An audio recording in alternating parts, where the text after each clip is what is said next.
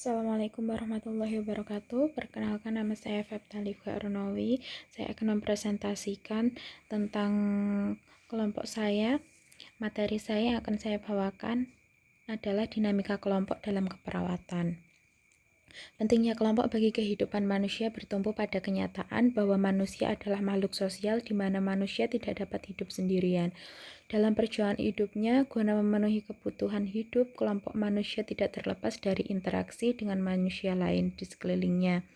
Sejak dilahirkan di dunia sampai meninggal dunia, manusia selalu terlibat dalam interaksi, artinya tidak lepas dari kelompok.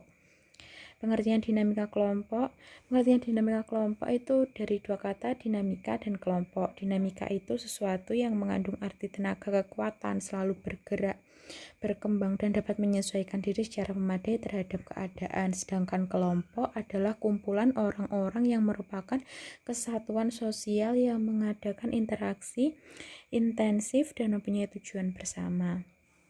Fungsinya dinamika kelompok: satu, membentuk kerjasama saling menguntungkan dalam mengatasi persoalan hidup. Yang kedua, memudahkan segala pekerjaan. Yang ketiga, mengatasi masalah yang membutuhkan pemecahan masalah dan mengurangi beban pekerjaan yang terlalu besar sehingga cepat selesai, efektif, dan efisien. Yang keempat, menciptakan iklim demokratis dalam kehidupan masyarakat. Ada jenis-jenis kelompok sosial yang menurut Charles Hakuley itu dibagi menjadi kelompok primer dan ada sekunder. Sedangkan menurut Moreno itu dibagi menjadi psiki group dan sosio group.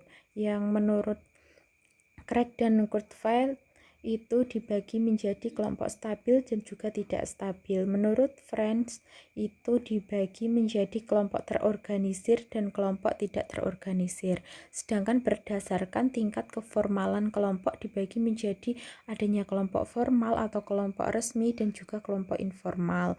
Lalu menurut berdasarkan pengertian tersebut, kelompok sosial dapat dibagi menjadi beberapa, antara lainnya satunya kelompok primer, sekunder, formal, dan informal.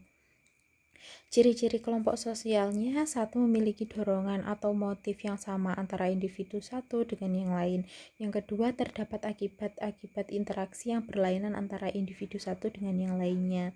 Yang ketiga, adanya penugasan dan pembentukan struktur atau organisasi kelompok yang jelas dan terdiri dari peranan serta kedudukan masing-masing. Yang keempat, adanya peneguhan norma pedoman tingkah laku anggota kelompok yang mengatur interaksi dalam kegiatan anggota kelompok untuk mencapai tujuan bersama.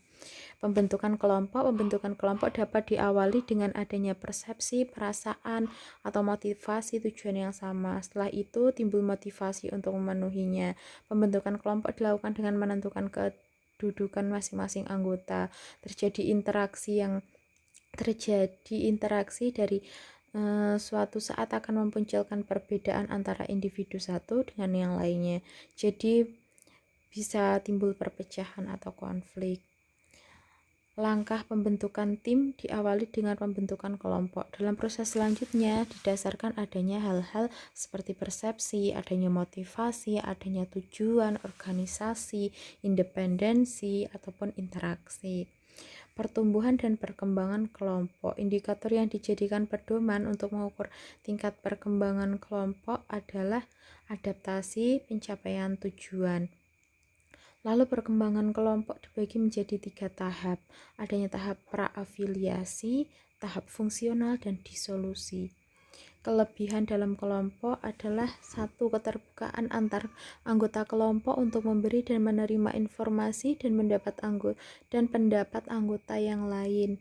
Yang kedua, kemauan anggota kelompok untuk mendahulukan kepentingan kelompoknya dengan menekan kepentingan pribadi demi tercapainya tujuan kelompok. Yang ketiga, kemampuan secara emosional dalam mengungkapkan kaidah dan norma yang telah disepakati kelompok.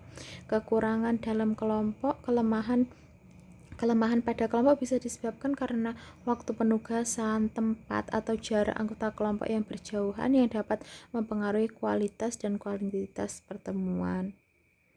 Pentingnya dinamika kelompok dalam perawatan. Profesi keperawatan merupakan bagian dari profesi kesehatan yang anggotanya terdiri dari perawat dan dalam satu ikatan profesi. tujuan dan kepentingan yang sama dan di dalam bidang keperawatan yang sama.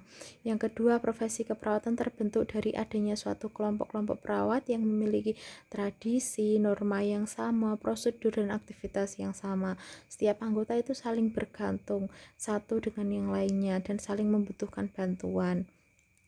Terima kasih. Assalamualaikum warahmatullahi wabarakatuh.